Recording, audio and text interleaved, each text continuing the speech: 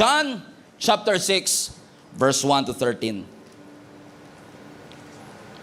After this, Jesus crossed over to the far side of the Sea of Galilee, also known as Sea of Tiberias. A huge crowd kept following Jesus wherever he went because they saw his miraculous sign as he healed the sick. Then Jesus climbed up a hill, sat down with his disciples around him. It was nearly a time for a Jewish Passover celebration. Jesus soon saw a huge crowd of people coming to look for him.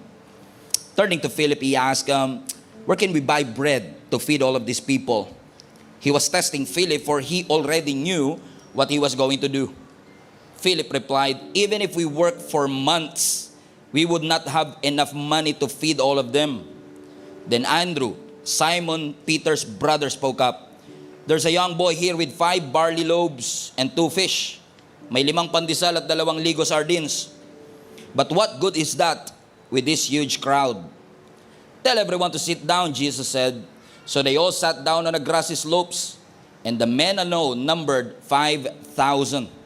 Then Jesus took the loaves, gave thanks to God, and distributed them to the people. Afterward, he did the same with the fish, and they all ate as much as they wanted. Bear that in mind. And after everyone was full, Jesus told his disciples, now gather the leftovers so that nothing is wasted. So they picked up the pieces and filled 12 baskets with scraps left by the people who had eaten from the 5 barley loaves. So ang unang message po natin para sa taon ng Year of More ay pinamagatan ko pong more than enough. More than enough. Everybody put that in the chat, more than enough. How many among you are believing for a God that is more than enough? Alam niyo po, ang abundance ng ating Panginoon ay central sa character at nature ng ating Panginoon. Hindi natin pwedeng hindi pag-usapan ang Diyos na hindi natin napag-uusapan ang abundance na gusto at kaya ng Diyos na ipagkaloob sa bawat isa sa atin. Mula pa lang sa pag-create ng Diyos sa mundo, kitang-kita na ho natin ang abundance ng Diyos. Nung nilikha po ng Diyos ang mundo kasama tayo, merong overflowing beauty na kaakibat nito. Overflow. Makikita rin natin that there's an overflow of resources. Meron ding overflow of diversity. Hindi ka basta template. Bawat isa sa atin ay may iba't ibang fingerprint. Ganun ka-generous at ka-abundant ang Diyos sa kanyang plano at idea nung nilikha niya po ang mundo. Pero hindi lang natin makikita ang abundance ng Lord through creation. Kita rin po natin ang abundance ng Lord through redemption. Nung ibinigay ng Panginoon ang kanyang kaisang-isang anak na si Jesus, that's a sign of generosity. Na kahit nag-iisa ang kanyang anak, willing niyang ibigay para sa sinful bankrupt men na katulad mo at katulad ko. Ibig sabihin, yung redemption na ito ay nag-showcase ng grace ng ating Panginoon. Overflowing na pagpapatawad na willing niyang ibigay sa lahat ng taong lalapit sa Kanya. Idinescribe po ng Scripture na ang kanyang grasya at ang kanyang habag ay hindi lang overflowing kundi unlimited. A picture of abundance. Na ang pagpapatawad ng Diyos ay higit sa ating mga kasalanan. Ibig sabihin, gaano man karami ang iyong kasalanan, mas maraming tsansa at kapatawaran na willing na ibigay ang Panginoon sa bawat isa sa atin. Unlimited ang kanyang forgiveness, unlimited ang grace na pwede niyang i-extend sa bawat isa sa atin. At ang ultimate expression of generosity and abundance is Jesus Christ Himself. In fact, yung pagmamahal ng ating Panginoon is also a picture of abundance and generosity. Sabi ng Romans chapter 8, verse 39, I am convinced, sabi ni Apostle Paul, that neither death or life, neither angels or demons, present or future, nor height nor depth or anything else in all of the creation will be able to separate us from the love of God. Dahil masyadong matindi ang pagmamahal ng Panginoon, walang makakapag-separate sa atin sa pagmamahal ng Diyos. Kayo lang yung sinabihan ko nito na hindi masyadong natutuwa, mga kapatid, about the generosity of His love for you. Sa Luke 15, despite of the heavy sin na ginawa ng kanyang anak, na kinuha niya ang kanyang mana, iniwan niya ang kanyang tatay, nilayasan niya ang kanyang sambahayan at kinalimutan niya ang kanyang angkan. Generous ang pagpapatawad ng Panginoon na tinanggap pa rin siya at nirestore sa kanya ang lahat ng bagay na una na niyang kinuha in the first place. Hindi ba ito'y sign ng generosity ng Diyos? Kitang-kita natin hindi lang sa redemption, kundi maging sa spiritual blessings. Generous din ang ating Panginoon. Ang sabi ni Apostle Paul, I praise the Lord for He blessed us with all spiritual blessing. Ibig sabihin, yung pagpapala ng Panginoon hindi lang material, kundi maging spiritual. May mga pagpapala ang Diyos na willing siyang ibigay sa atin generously at tanggapin po natin ito sa ating mga buhay. Bukod rito mga kapatid, I hope I can convince you with this, na ang generosity ng ating Panginoon ay makikita din po natin sa kanyang kapangyarihan. Ang sabi ng Ephesians chapter 3 verse 20, and your God is able to do immeasurably above and beyond what you could think or imagine through His mighty power that works within us. Ibig sabihin yung kapangyarihan ng ating Panginoon ay unlimited, overflowing. Hindi mo kaya pero kaya ng Diyos. Yung limitasyon mo, hindi ibig sabihin limitado tayo, ay limitado ang ating Panginoon. God is able and God is sufficient. Everybody say, God is sufficient. However, siguro kaya tahimik ang katabi mo ngayon kasi marami sa atin ay may mindset, hindi abundance, kundi limitation. Pakiramdam natin, napakaraming kulang sa ating buhay. We believe that we don't have enough. Pakiramdam mo, kulang ka sa pera. Pakiramdam mo, kulang ka sa oras. Pakiramdam mo, kulang ka sa lakas. Kulang ka sa edukasyon, kulang ka sa experience, o kulang ka sa koneksyon. O kaya naman yung katabi mo, pakiramdam niya, kulang siya sa tangkad, kulang siya sa ganda, kulang siya sa lakas at excitement sa pagpasok bukas o pagbabalik sa trabaho. You think that you are not qualified enough, you're not educated enough, you are not talented enough. Alam niyo ba na yung mindset na yan, ang tawag natin, scarcity mindset. Everybody say, scarcity mindset. O yung pakiramdam mo, laging kulang. Alam niyo, scarcity mindset is a belief na kahit anong meron ka, it's never enough. You feel inadequate. At dahil you feel inadequate, napipigilan kang manampalataya sa Panginoon at nalilimitahan ang impact na kaya ng gawin ng Panginoon sa bawat isa sa atin. That's why ang sabi ng ating Panginoong Jesus mismo sa Matthew chapter 6 verse 25. Everybody read this with me. That is why I tell you, not to worry about everyday life. That in itself could preach, my friends and family. Sino sa inyo, nabasa nyo lang to, pwede na tayo umuwi. Amen? Pwede na tayo. This verse itself could preach. Ano ang sabi ng scripture? Huwag kang mag-aalala. Sa Bisaya, ayaw ka balaka, ayaw ka guol. Huwag tayo mag-aalala. Ano daw? Sa bawat bagay na ginagamit natin sa pang-araw-araw ng ating buhay. Ang sabi ng scripture, whether you have enough food or enough drink, whether you have enough clothes to wear, isn't life more than food and your body more than clothing? Bakit sinabi ito ng ating Panginoon? Kasi we live in constant worry na pakiramdam natin lagi tayo mauubusan ng pera. Pakiramdam natin lagi tayo mauubusan ng oras.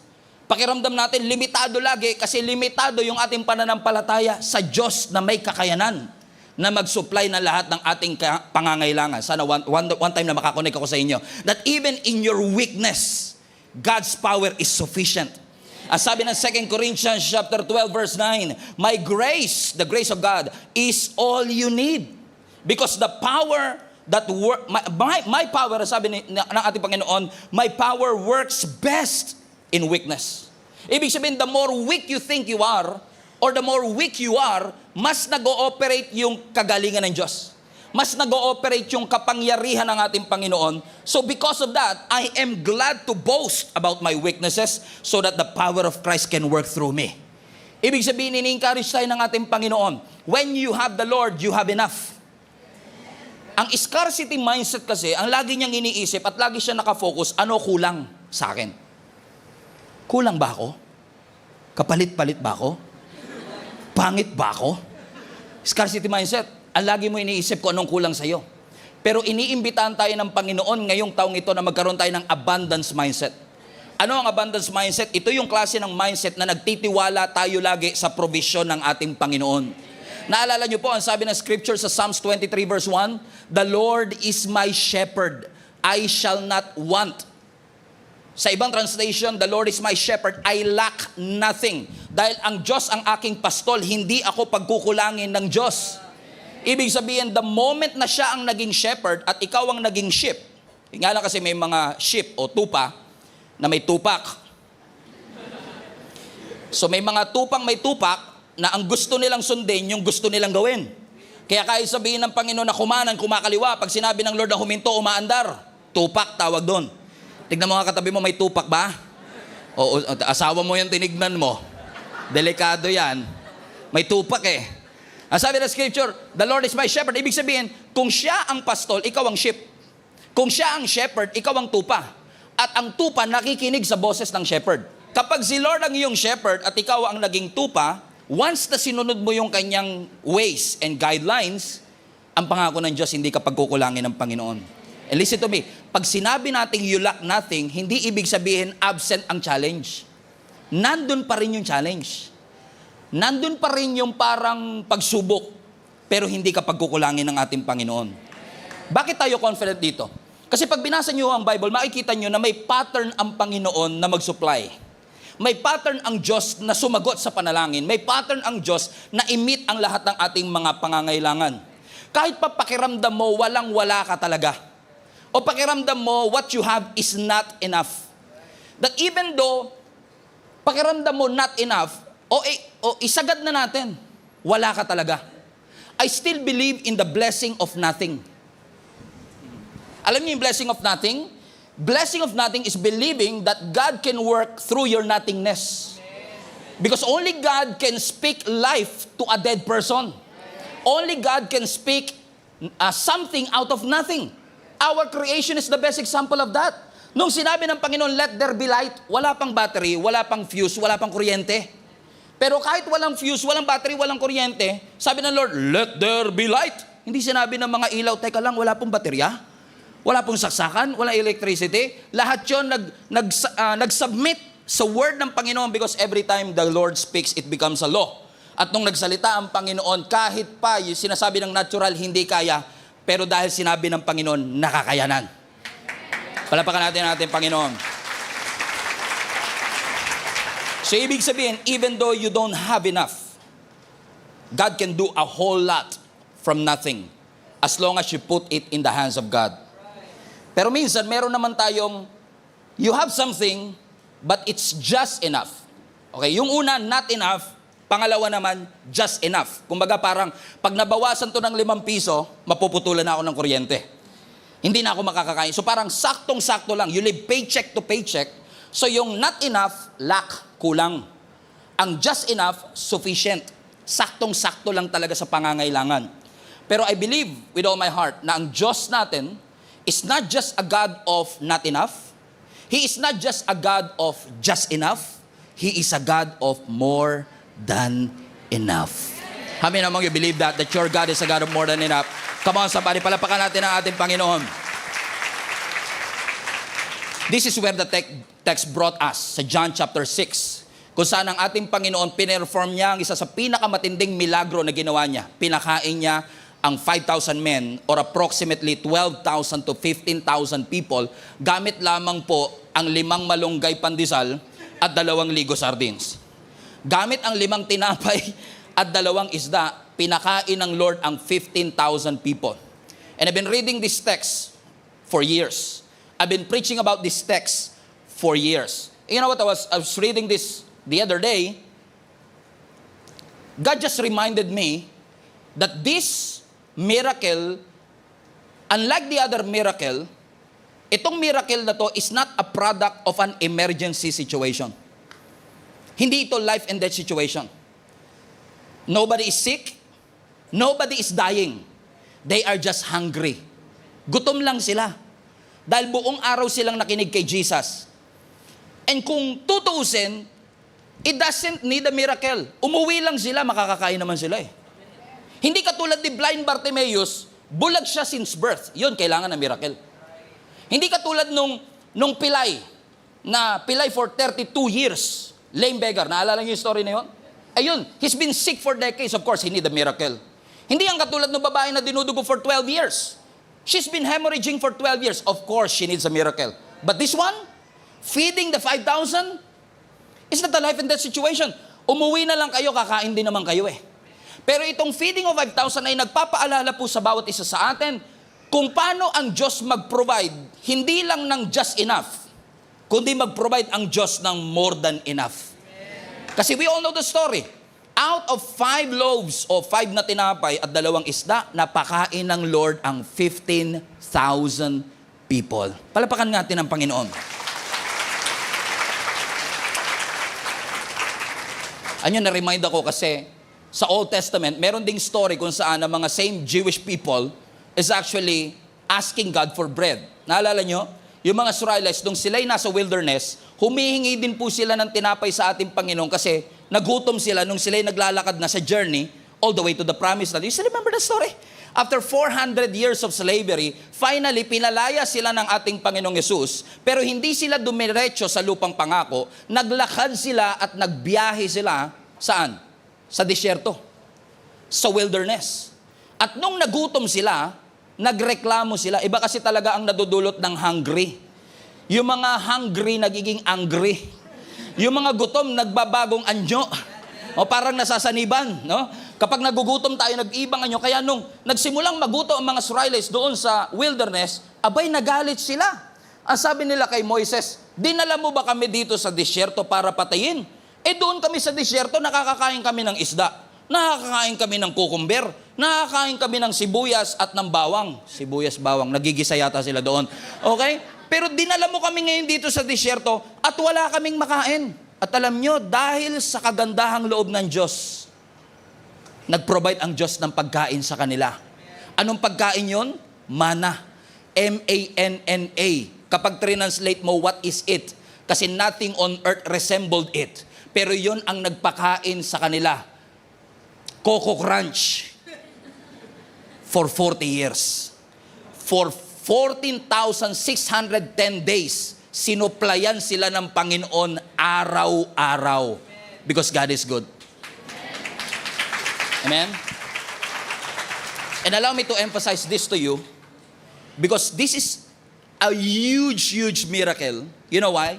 Because sabi ng Scripture, every morning, paggising nila, paglabas nila ng tent nila, nandoon yung tinapay na sapat para sa kanilang buong pamilya. Ibig sabihin, yung tinapay hindi nakascatter sa daan at kukuha sila ng kailangan nila. Hindi. Sabi ng Scripture, bawat isang tent may nakatapat na tinapay, depende sa kakayanan ng bawat tent kung gaano sila kalakas o kahinang kumain. Just imagine the logistics in heaven. O yung tent number 7, 7 tinapay yan. Yung tent number 8, 47 niya, malakas kumain yung tatay dyan. Yung tent number 11, ganito. Imagine niyo bawat tent, out of millions of people, kabisado ng Lord kung anong tent at gaano karaming tinapay ang ibibigay niya sa kada tent. Amen. Hallelujah. Amen? Ano ang sabi ng Exodus chapter 16 verse 4? Exodus 16 verse 4. Then the Lord said to Moses, okay, dahil nagre-reklamo kayo, gusto niyo ng tinapay, ang sabi ng Scripture, I will rain down bread from heaven for you. And the people are to go out each day, highlight that part, and gather enough for that day. Ibig sabihin ng instruction ng ating Panginoon, huwag kayo mag-alala bukas. Siguradong uulan uli ng tinapay bukas. So ngayon, kung ano lang yung kailangan nyong kainin, yun lang ang i-gather ninyong kainin. Buti na lang Jewish to. Kasi kung Pilipino to, may plastic bag to. Okay? Sigurado may plastic bag yan. Magsasharon yan. O magbabalot yan ng pagkain kasi meron akong pinsan doon sa bahay, may naiwan akong tita doon sa bahay, pagbabalutan ko siya. Amen? Pero sabi ng Scripture dito, okay, magpo-provide ang Diyos, pero kuhanin nyo lang kung ano kailangan ninyo. Amen? So ano nangyari? Fast forward tayo verse 18 to 20. So dahil humingi sila sa Panginoon, pinaulan ng Diyos ng tinapay, but when they measured it out, highlight this part, everyone had just enough. Walang nagkulang. Now imagine ito, out of 600,000 Jewish people, wala ni isa sa kanilang nagutom. Ni isang araw sa loob ng 40 years.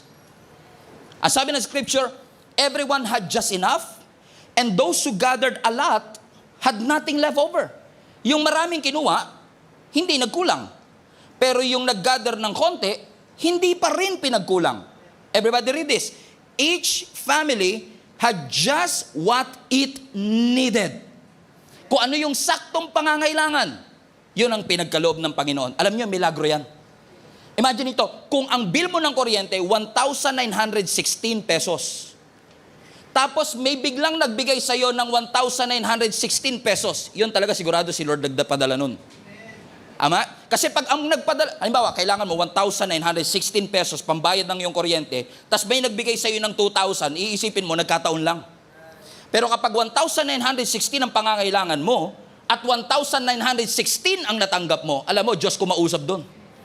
Kasi saktong-sakto sa iyong mga, sino sa inyo makakapag-testify na may mga pagkakataon sa buhay nyo na alam nyo hindi wisdom, edukasyon, hindi kapitbahay, hindi koneksyon, ang nagpadala ng pagpapala, kundi Diyos mismo. Parang ayaw nyo maniwala sa akin. Sino sa inyo makakapag-testify na kung talino mo lang ang pagbabasihan, hindi mo deserve maging manager? Hindi mo deserve yung promotion na nakuha mo. Maraming mas qualified, pero is it as if may favor ang Diyos sa buhay mo na mas magagandang schools ang pinag-aralan ng mga kasama mo sa opisina, pero apparently, yung nasa public school. Yung pa yung binigyan ng Lord ng special favor, yung pa yung na-promote. If it's not God, sino yun? It is the favor of God in your life. Pabor ng Panginoon sa bawat isa sa atin. Each family, sabi ng scripture, had just what it needed. So dahil lahat ng tao, sakto namang nakakakain, verse 19. Then Moses told them, do not keep any of it until morning. Okay? Stephen Prado translation, huwag kayong mag-Sharon. Malinaw eh. Yun ang pagkakasabi, di ba? Ang sabi ng scripture, lahat naman kayo nakakain, huwag na kayong mag-imbak ng para bukas. Yun nga lang, syempre, nature ng tao, kinakabahan ka. Alam ko, nangako si Lord na may pandesal uli bukas, pero paano kung wala? Scarcity, mindset. Paano kung wala? Sige, dagdagan natin ng 2 pandesal. Wala namang mawawala. Total, napakatindi naman ng supply ng Panginoon. Imaginin mo, millions of pounds of Coco Crunch bumabagsak every single day. Sigurado, hindi ako sure kung talaga sigurado mayroong bukas. Ayoko magutom ang anak ko. Paano kung hindi siya makakain? Anong gagawin namin? Sige, magtabi tayo ng kahit konti. Alam mo ginawa ng mga Israelites? Kahit ang kabilin-bilinan ni Moses, wag na kayo magtatabi kasi sure namang mayroong pagkain bukas. Sabi mo sa katabi mo, parang ikaw tong verse 20. Ang sabi ng verse 20, everybody read, banggitin mo to sa katabi mo. But some of them did not listen. Highlight this part. And kept some of it, nag-Sharon, until morning. But by then, nung binalot nila, it was full of maggots and had a terrible smell. Bakit? May mga tao na dahil hindi sila nagtiwala na ang Diyos magpo-provide bukas, nag-hoard. You know what this is to be? Hoarding is doubting the provision of the Lord. Hoarding is doubting the sufficiency of God. Bakit ka mag-hoard kung alam mo naman na mayroong provision ng Lord bukas? So, kaya ka nag-hoard madalas is because you don't trust the Word of God. Na nung nagsalita ang Diyos that He is able to provide all your needs, sinabi mo, Amen, pero sa isip-isip mo, hindi ako sure. Maniniguro ako.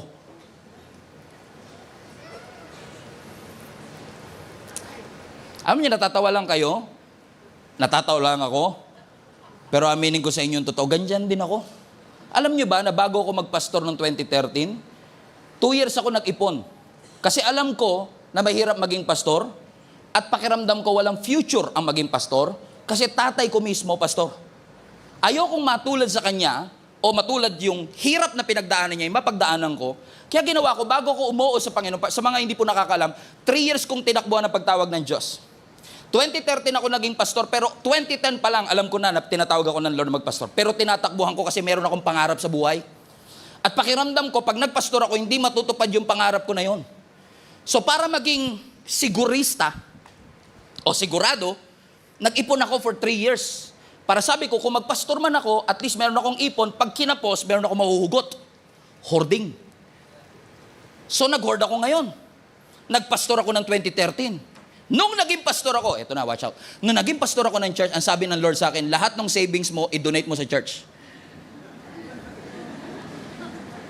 Now, hindi ko nire-recommenda yan na gawin ninyo kung hindi talaga galing sa Panginoon. Kasi ako mismo, nung narinig ko yan, hindi ako sure kung si Lord ba talaga, parang si Satanas ang rinig ko eh. Kasi biruin mo ba naman, ipapag-give up yung lahat ng savings mo, hindi siya financially wise para gawin. Pero I can feel it deep in my heart na sinasabi ng Panginoon, lahat ng naipon namin na yon, na ginagamit kong hoarding, naniniguro ko, pinapag-give up ng Panginoon. Talaga sabi ko, si Lord kaya talaga yon? Nagsalita si Jenny, nangusap din si Lord sa akin eh. Wala na, patay na tayo dyan. So ginibap namin. Kasi alam niyo kung bakit? Kasi yung nag-hoard ka, hindi masamang mag-ipon, hindi masamang magplano. I recommend planning, I recommend saving, I recommend investing. But hoarding is different. Hoarding is doubting the ability of the Lord to sustain you. Hindi ka nagtitiwalang kaya kang isustain ng Panginoon na nangako ang Panginoon sa iyo that He will provide kahit mawalan ka ng trabaho. Ang hirap paniwalaan nun. Kasi masyado tayong attached at in love sa resource, nakalimutan natin ang tunay na source. Let me tell you this, mawala na tayo ng trabaho, wag lang ng Diyos. Kasi yung trabaho, resource, pero ang Diyos, yun ang tunay na source. Okay, alam ko masarap palakpakan yan, pero ingat kayo. Lahat ng pumalakpak, mag-ingat kayo. Mag-ingat lahat ng pumalakpak, baka mawala kayo trabaho. Okay, basta palakpak ng palakpak. Kasi pakiramdam natin minsan, di ba parang, paano na kami? Yun talaga tanong ko kay Lord eh. Paano na kami? Kasi pakiramdam natin, yung pangako na bukas magpo-provide uli ang Diyos, parang limited siya. Parang hindi kakasya. Napansin nyo ba minsan yon? Na minsan, sasabihin ng Lord sa'yo, akong bahala. Pero pag tinignan mo wallet mo, hindi kasya. Kasi minsan, yung provision ng Lord, it seems limited. But let me tell you this, it may look like limited, but it's perfect. Okay, let me tell you this again. It may look like limited, but it's perfect. Doon sa story natin sa John chapter 6, nung naghahanap sila ngayon ng makakain, buong araw nag-preach si Jesus Christ, ano sabi ng scripture, yung mga disciples nag-alala sila. Siguro may mga tao dyan na magaling sa logistics. Sabi nila, Lord, medyo napahaba po preaching nyo, nag-overtime po kayo. Kasi inabot ng gabi si Lord magagabi na. Sabi niya, Lord, paano po kakain yung mga taong ito? Sabi niya, pauwiin na po natin sila. Ang ganda ng suggestion nila Kasi tama naman, di ba? Pag gutom, umuwi. Tama?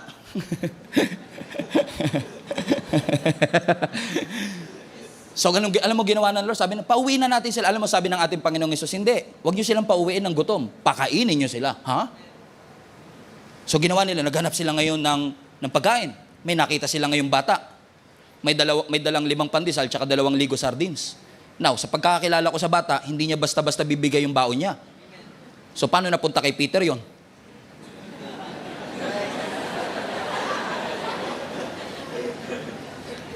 Mabuti ang Diyos.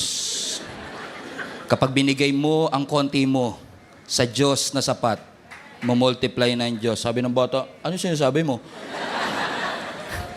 Hindi natin alam kung ano nangyari, but apparently, hawak ni Jesus yung 5 tinapay at 2 isda. Question. I don't know how many people are watching us online, but definitely at least 1,000 people are joining us online. We have about 1,000 people here also in the church. So we have about 2,000 people. Pero sigurado ko yung 5 tinapay at 2 isda, hindi kakasya sa 2,000 tao.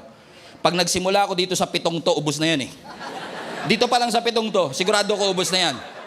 Tama? Kasi imagine niyo si Peter, nagdi-distribute siya ng tinapay, di ba? O, pinapahati ni Lord O, parang ang liit nito. Ikaw, maliit ka lang O, ikaw, nakakain ka ng marami kahapon. Ito, di ba? Parang hindi siya limited. Mukhang hindi kasya, pero perfect. Okay, ulitin ko. Hindi kasya, limited, but perfect. 5 loaves, 2 fish. Limited, pero perfect. Hindi nyo na-gets. 5 loaves, 2 fishes. Limited, pero perfect. Hindi pa rin, nagpapanggap lang sila nakuha nila. 5 loaves and 2 fishes. Limited, pero perfect. Di pa rin nila gets. Try ko dito sa side na to. 5 loaves, 2 fishes. Limited, pero perfect. Hindi kasya, pero perfect. 5 loaves, 2 fishes. 5 plus 2, 7. 7 is a number of completion. Limited, pero perfect. It is a revelation ng ating Panginoon sa atin. Sometimes yung provision mukhang limited. Pero ang gustong-gusto ko sa Panginoon, ang provision niya, laging nasa tamang timing at laging nasa tamang sukat. Alam na alam ng Diyos yung tunay na pangangailangan ng mga Israel. Kasi sabi ng Scripture, they have just enough. Every single day, alam ng Diyos kung ano yung saktong pangangailangan nila. Kasi ang konti, kapag nilagay mo sa kamay ng Diyos, dumadami siya. Little is much when you place it in the hands of God. And your God, listen to me, is a God, not just of not enough, but is also a God of just enough. Sino sa inyo naranasan nyo na yung just enough provision ng Diyos sa inyo? Yung medyo na delay may penalty pero nakabayad naman, just enough. Amen? Saktong-sakto, buzzer beater, nakakain naman, nakapagbayad naman ng tuition, nakapagbayad naman ng bills, pero alam mo wala nang natitira. Pero at least, hindi ka na masyadong kinakabahan. Pag nakakita ka na naka-orange, pag kita mo sa Meralco, nakakita ka na, bakit? You have just enough. Sino sa inyo naka-experience na ng just enough? God sa ating buhay na hindi ka pinabayaan ng Panginoon. Saktong-sakto yung inisyo mong cheque, sa saktong araw nagkaroon ng pondo. Amen. Sino sa inyo nakaranas na mga kapatid ng saktong-sakto ang Diyos sa kanyang timing at saktong-sakto sa kanyang sukat? Ano sabi ng Scripture? Because of these 5 loaves and 2 fishes, He was able to multiply yung 5 tinapay at 2 isda and at least 5,000 people ang napakain ng ating Panginoon. Ang milagrong ito ay demonstration ng kapangyarihan ng Diyos. Ang milagrong ito ay demonstration ng abilidad ng Diyos na mag-provide sa bawat isa sa atin. Bakit ito? Because the provision of the Lord always overflow. Ang Diyos natin will always exceed our wildest expectation. Now let me tell you this, I don't know who is this for, pero naniniwala ako in 2025, some of you will receive a miracle that you don't have to work for. Oh, hallelujah. That's a word for somebody. Hallelujah. Ito yung klase ng miracle that you don't have to make it happen. Just remain faithful and God will make it happen in your life in Jesus' name. He is enough. Everybody say, God is enough. For every circumstance, He is enough. Sa bawat pangangailangan, He is enough. Sa bawat challenges, He is enough. He was able to feed 15,000 people, but hindi nagsimula sa more than enough. Nagsimula sa not enough. We read the story. Ang sabi ng Scripture, nung nakumain na yung lahat ng tao na yon, merong 12 basket na natira. More than enough. Pero, hindi siya nagsimulang more than enough. Kasi nagsimula siya, wala talaga kahit ano. Basahin ulit natin yung verse 7 ng John chapter 6. Nung sinabi ng Panginoon, pakainin sila, nag-reply agad si Philip. Ang sabi ni Philip, Lord, kahit magtrabaho po tayo ng 6 na buwan sa ibang translation, we highlight this part, we would not have enough money to feed them. So base sa logical sense ni Philip, hindi niya kinokontra yung miracle, hindi siya nagdududa sa miracle, ini-state lang ni Philip yung obvious. Maaring kayo ganun din. Sinasabi ko, God is more than enough. Lord, more than enough, Pastor, pero may babayaran ako bukas and it's not enough. At kung meron man, it's just enough. Katulad ni Philip, sabi niya, kahit na kung papakainin po natin silang lahat, kahit po 6 months na sweldo, hindi po kakasya. Now, yung 6 months na sweldo, malaki na ba siya? Iwanan na po tayo? Okay. Yung 6 months po bang sweldo, malaking pera na siya? Malaking pera na siya. It's not bad, but it's still not enough. Malaki, pero kulang pa rin. Kaya sabi ni Philip, even if we work 200 denarii, still, it's not enough. He was basing his suggestion, he's just stating the facts. No, hindi natin maiiwasan talaga pong kulang ito. And you know what? Listen to me. Tingin kayo sa camera. Tingin kayo sa akin. Alam nyo, maniwala, I don't know who is this for, this is a word for you. Minsan, sasadyain talaga ng Panginoon na ma-overwhelm ka. Minsan, sasadyain talaga ng Panginoon na maramdaman mo yung bigat at pressure. Minsan sasadyain talaga ng Panginoon na mapunta ka sa isang sitwasyon na kulang ka. Minsan dadalhin ka talaga ng Panginoon sa isang sitwasyon where your back is against the wall. That He will put you to the end of yourself. Na may mga tatanggalin talaga ang Diyos sa buhay mo na pinagkatiwalaan mo at pinagdependihan mo. Kulang. Alam niyo kung bakit?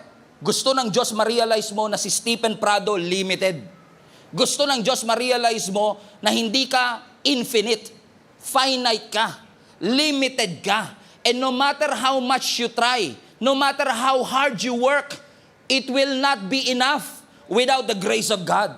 The reality is this, you are not enough. And you don't have enough.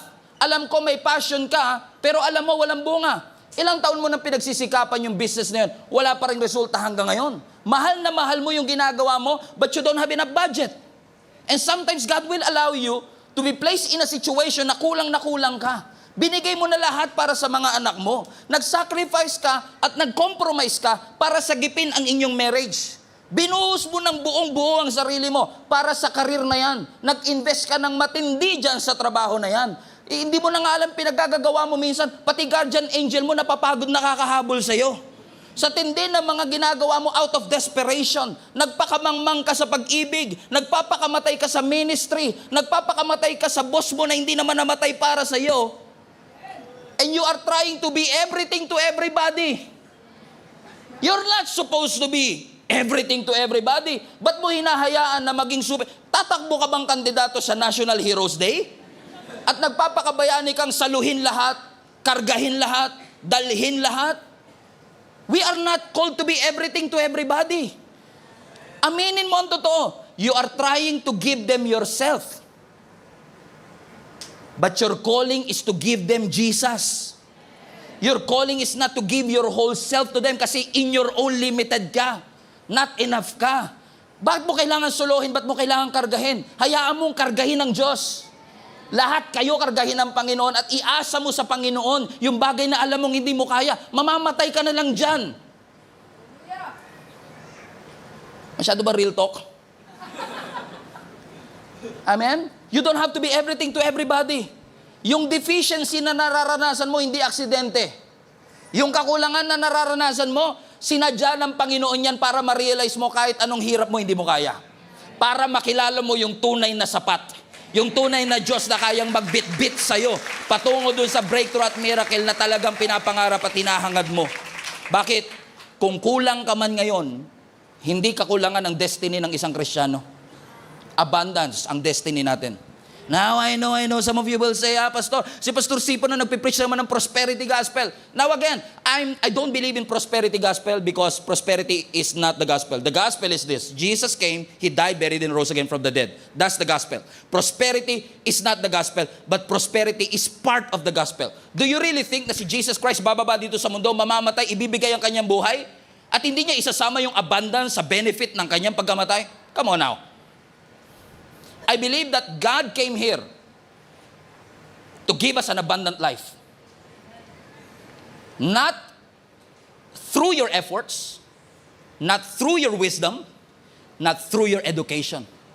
So stop earning something that God already gave to you. It's not your job to earn it. It's your job to receive it, church. It's your job to receive it in Jesus' name. So yung deficiency na yan, hindi yan aksidente, inalaw po ng Panginoon yan kasi hindi talaga yan ang tunay na destiny mo. So when you have not enough, that's lack. When you have just enough, that's sufficient. But if you have more than enough, that is abundance. Pansinin nyo to. Pag walang-wala ka, umiiyak ka sa Diyos. Pag saktong-sakto lang, kumakapit ka sa Diyos. Pero pag sobra-sobra, may tinuturo ang Diyos. Ano? Stewardship. Hindi aksidenteng sobra yung meron ka. Hindi aksidente na sobra yung ginawa ng Diyos. Let me prove that to you. Sa Old Testament, kanina pinag-aralan natin, every day, magpapadala ang Diyos ng saktong-saktong tinapay sa isang pamilya. Kung ano yung kakanayan ng pamilya, remember? Kakabanggit ko lang po kanina, di ba? Yung saktong-sakto nakukuha nila. Now, fast forward tayo sa John chapter 6, New Testament. Ang sabi ng scripture, nung itinaas ng Panginoon yung tinapay, dinistribute nila. So, ang sabi ng scripture, lahat sila ay napuno. Tingnan niyo yung verse 11. So Jesus, John 6:11 please. Then Jesus took the loaves, gave thanks to God, distributed them to the people. Watch this. Afterward, He did the same with the fish. Watch this. And all ate as much as they wanted. Parang Old Testament, no? kung ano yung saktong kailangan nila, kung ano yung saktong gutom nila, hindi nagkulang yung hindi sumuko yung pandesal. Ang sumuko yung tiyan. Hindi sumuko yung provision. Ang sumuko yung recipient. That is a mindset, that is a blessing of abundance. Watch this, verse 12. And after everyone was full, Jesus told the disciples, now gather the leftovers so that nothing is wasted. Tingnan nyo ang Diyos. Napaka-generous ng Diyos. Pwede siya magbuhos ng unlimited na pagpapala. Pero sabi ng Lord, okay, sapat na ba? Kumain na ba lahat? O lahat ng natira, i-gather ninyo. Alam niyo kung bakit? Kasi generous ang Diyos. Pero ang Diyos natin gusto tayong turuan din ng stewardship. Na kung may sobra, wag mong waldasin. Ang gusto ng Diyos sa sobra, wag mong sayangin. Ang gusto ng Diyos sa sobra, maging source at medium ng pagpapala din ng Diyos sa ibang tao. Now, listen to me. Doon sa Old Testament, kada tent, alam ng Diyos ang kanilang pangangailangan. So, imagine niyo yung heavenly calculator na nakakalculate ng heaven yung exact same tinapay na kailangan ng bawat isa. Are you following me? That's amazing, isn't it? Mind-blowing, if you think about it. Now, dito sa John chapter 6, nung bumabagsak yung provision, na mumultiply yung 5 pandesal, pwedeng sabihin ng Lord at some point, oh, stop na. Kasi alam ng Diyos yung eksaktong pangangailangan. Right? Pero bakit sumobra? He kept going. Kahit na alam niyang sapat na, sabi ng Lord, sige, tuloy pa. Gutom pa ba? Tuloy. O busog na to? Gutom pa? Tuloy. Lahat, okay na? Stop. Pwede sabihin ng Lord, lahat na, walang tira. Correct.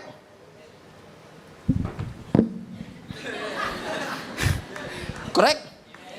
Pero sabi ng scripture, nung lahat, okay na. Sige, tuloy pa. Ha? Busog na, tuloy na. Hanggang sa 12 baskets, ang full. It's only a reminder for all of us. Ang Diyos hindi lang kayang mag-provide ng sapat. Kung gugustuhin ng Lord, kahit more than enough, ibibigay ng Panginoon sa atin. So, ibig sabihin, mga kapatid, mga kaibigan, alam ng Diyos yung eksaktong pangangailangan mo. At alam din ng Diyos na sobra yung ibinigay niya sa'yo. What are you going to do with the excess? Sabi ng Lord, gather all of it. Jesus could have stopped somewhere. He is expert in giving enough bread for millions of people in the Old Testament. So, ibig sabihin, kung yung kakulangan nila intentional, yung overflow na yun intentional din ng Diyos. Kung sinadya ng Diyos na magkulang sila, para makilala nila ang tunay na source, sinadya din ng Lord na pasobrahan para makita naman kung mabuti silang steward ng pinagkatiwala ng Diyos sa kanila. Amen? Amen? Bakit? Ang Diyos natin Almighty. Actually, ang Almighty is actually at the Hebrew El Shaddai. Everybody say El Shaddai. Nawalan ko dito sa Pilipinas, mas kilala niyo yung El Shaddai yan, kesa sa tunay na El Shaddai na sinasabi ng scripture sa atin. Pero ang unang mention ng El Shaddai is actually in Genesis chapter 17, kung saan si Abraham ay nag-aantay ng anak. And 24 years na nilang inaantay si Isaac, 99 years old na si Abraham, pero ang sabi ng scripture, hindi pa rin tinutupad ng Diyos ang kanyang pinangako na magkakaroon siya ng anak. Nung dumating yung Panginoon, 99 years old, ang sabi ng Panginoon, I am El Shaddai. At the same time next year, you will bear a son. Ano sinasabi ng Panginoon? Hindi lang ako basta mighty. Ako ay almighty. And that El Shaddai actually, in a deeper sense, kapag dinig nyo pa, ang ibig sabihin ng Hebrew word ng El Shaddai is actually provision. I am your provision and I am your sufficiency. So kapag translate mo siya ng mas accurate, El Shaddai is a God of more than enough. God of more than enough. Bakit? Anong sinasabi ng Lord kay Abraham? Kahit pakiramdam mo, kinukulang ka na ng oras. Kahit pakiramdam mo, kinukulang ka na ng vitality. That is a word for somebody.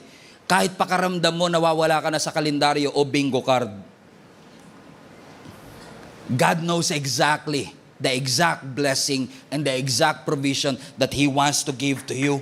Bakit? Our God is a God of overflow. Ang sabi ng Luke chapter 6, give and it will become back to you. Good measure, hustong sukat, shaken together, running over. Ano ang sabi ng Psalm 23, you prepare a table before me in the presence of my enemies. You anoint my head with oil and my cup runs over. So ang Diyos hindi nauubusan. God doesn't run out. He runs over. Laging sobra, hindi siya nauubusan. Ano sabi ng scripture sa Malachi 3? Bring your tithes and offerings into the storehouse, that there will be food in my house. Test me in this, that I will not open up the windows of heaven and pour out the blessings that you will not have enough room to store it. Ibig sabihin, yung kwarto sumusuko, yung bodega sumusuko, hindi yung provision ang sumusuko. Let me remind you mga kapatid, once and for all, trust God in every season of your life. Katulad ka man ng mga Israelites na everyday nag-aantay ng blessing, everyday nag-aantay ng pagpapala, o katulad ka ng mga tao sa New Testament na binuhusan ng Lord ng sobra-sobra. Trust God in your mana season and trust God when you have more than enough. Amen? Magtiwala ka sa Panginoon kasi alam natin gagawa ang Panginoon sa bawat isa sa atin. He is more than enough. He is good. And I've been passionate about preaching this because I can relate to what you feel. I can relate to some people of you who feel like you don't have enough. Many of you might not heard about my story. Nung unang 3 taon na nagpapastor ako ng simbahan, especially ng 2016 and 2017. 2016 and 2017 is the worst financial year of my life. Sobrang hirap namin ni Jenny financially nung time na yon. Hindi lang kami bumalik sa zero. Negative. Every single day, you would not believe, araw-araw ang kinakain namin itlog. Ang nanay ko at tatay ko nagpapadala ng 2 tray ng itlog. Ang nanay at tatay ni Jenny nagpapadala ng 2 tray ng itlog. Di ko alam kung ba't parehong itlog. At alam nyo, yung itlog na yun ang nag-sustain sa amin. Buti na lang, si Jenny creative sa pagluluto. Umaga, sunny side up. Sa tanghali, scrambled egg. Sa gabi, boiled egg. I'm not exaggerating, every single meal, itlog ang kinakain namin. Kaya medyo mamasil pa ako nun eh. Puro protein. And nobody in the church knows what we are going through. Every single time, pakiramdam namin not enough. Sabi ko sa Lord, before ako nagpastor, okay naman ako. Tapos nung nagpastor ako, pinag-give up mo yung savings ko. Now we are in a financial difficulty. Sumunod na lang ako sa iyo. Nahirapan pa po ako. Parang pakiramdam ko hindi ako naririnig ng Diyos. And I'm not making this up. This is a true story.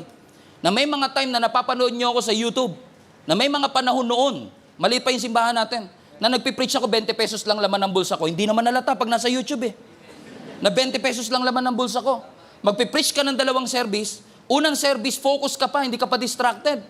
Pangalawang service, nadidistract ka na kasi pinapasok na ni Satan sa isip mo, paano ka na naman makakasurvive sa susunod na linggo? Bukas, hindi ka kasya yung 20 pesos mo. May Tuesday pa, Wednesday, hanggang Saturday. Paano ka makakasurvive? At pag uwi ko ng bahay, umiiyak ka. Kasi sabihin mo, Lord, binigay ko naman lahat sa iyo, ba't ayaw mong ibigay yung pinangako mo sa akin? Kung kailan ako sumunod at naglingkod, hindi ko to problema before. Pero ba't problema ko na siya ngayon? And I will still remember this. This is in my core memory hanggang ngayon, hindi ko siya makakalimutan, fresh na fresh. Kasi isang araw, pumunta kami ng simbahan, merong mentoring ang mga leaders ng time na yon, 5:00 na ng hapon, di pa kami kumakain ni Jenny kasi wala kami makain. Hindi ko makakalimutan kasi pag-akyat namin ng church, gutom na gutom kami, ayaw namin ipaalata sa lahat na wala pa kaming kinakain. May isang estudyante na lumapit sa amin. At sabi niya, Pastor, binilang ko po kayo ng lugaw. Sabi, grabe ka Lord, alam na alam mo kung kailan mo papadala yung lugaw. Nung binuksan ko yung lugaw, sabi ko, mas masarap to pag may itlog.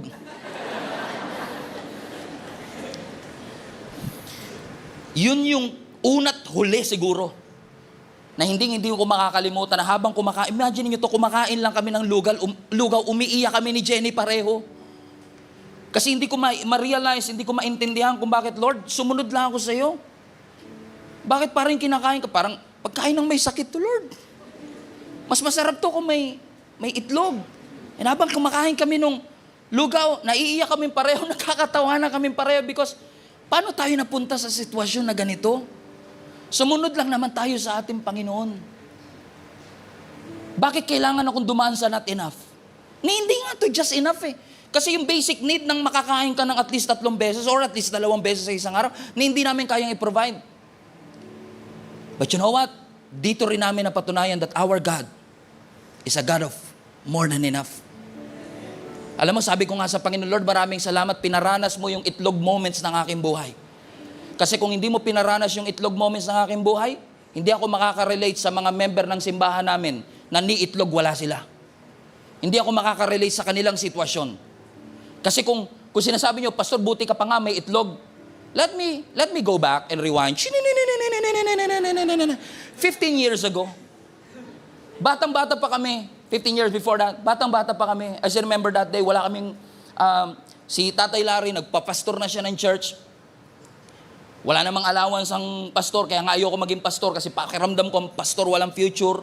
May pataas ang pangarap ko, pakiramdam ko hindi mangyayari ang lahat ng yon. Kasi remember, fresh na fresh pa siya sa akin. One day, isang tanghalian, pagkalapag ng nanay ko ng kanin sa pagkainan, sabi niya, Pen, mag-pray ka na ng pasasalamat sa pagkain. He was implying. Nung tinitignan ko, teka, may kanin, asa yung ulam? Pero may nakita akong bote ng mantika, saka bote ng toyo, may asin din. So sa kaignorantehan ko, hindi ko alam, yun pala yung ulam. Pero alam mo, nag-pray ako. Lord, maraming po salamat sa mga pagkain ito. Nawa magsilbi po itong kalakasan ng aming physical na katawan. We thank you for your provision. In Jesus' name, amen. And God is my witness. Pagka-amen na pagka-amen ko, may kumakatok.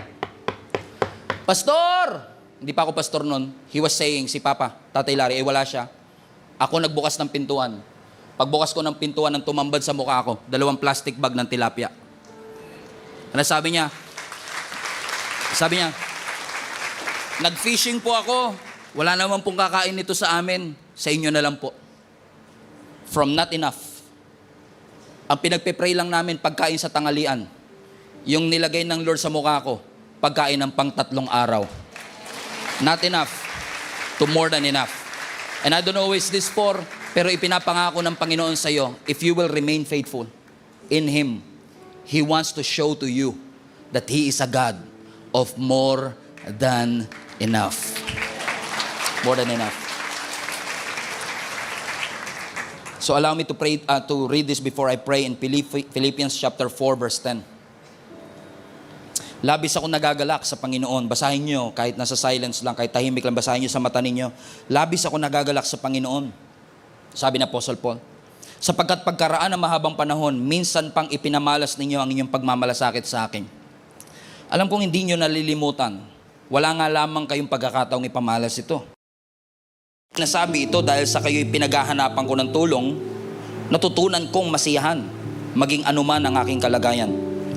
Alam ko kung paano maghikahos. Alam ko rin kung paano managana. Natutunan ko ang sikreto kung paano masiyahan sa anumang kalagayan ng buhay. Ang mabusog, ang magutom, ang managana, ang maghirap. Ang lahat ng ito'y magagawa ko dahil sa lakas na kaloob sa akin ni Kristo. Gayunman, ikinagagalak ko ang inyong pagdamay sa aking paghihirap. Alam naman ninyo, mga taga-Pilipos, na kayo lamang ang iglesyang tumulong sa aking mga pangangailangan nang umalis ako sa Macedonia. Noong ako'y nagsisimula pa lamang sa pangangaral na magandang balita. Noong ako'y nasa Thessalonica na, makailang ulit ding pinadalhan niyo ako ng tulong. Hindi sa hangad kong laging tumanggap ng mga kaloob, kundi ang nais ko'y makatanggap kayo na masaganang gantimpala. Ang liham na ito, ang pagkilala sa lahat ng kaloob niyo sa akin. Higit pa sa pangangailangan ko ang tulong niyo sa akin na hatid na Epaprodito. Ang mga ito ay tulad ng mabangong handog sa Diyos, mga alay na katanggap-tanggap at kalugod-lugod sa Kanya. At buhat sa hindi mauubos na kayamanan ng Diyos, ibibigay niya ang lahat ng inyong pangangailangan sa pamamagitan ni Kristo Jesus. Purihin ang Diyos at Ama magpakailanman. Amen. If you believe that your God is a God of more than enough, why don't we clap our hands as loud as we can and receive the blessing, receive the promise that He is a God who will not just supply what you have. He's not just a God of not enough. He's not just a God of just enough. He is a God of more than enough. You are enough for our need. You are enough for our circumstances. circumstances, and you are enough for our challenges. Let's give Him some praise and glory and honor belongs to Him. Lord, thank you for 2025. You have been so good. You have been so faithful, and you deserve the praise. You deserve the glory, the honor, and the praise. In Jesus' name. Come on, stand up to your feet. Stand up to your feet. Raise up your hands in the sky. Thank God for all the blessing, for all the provision, for all the healing, and the glory, and the power, and the favor that He has given you. Hallelujah. Thank you, Lord. And I just wanna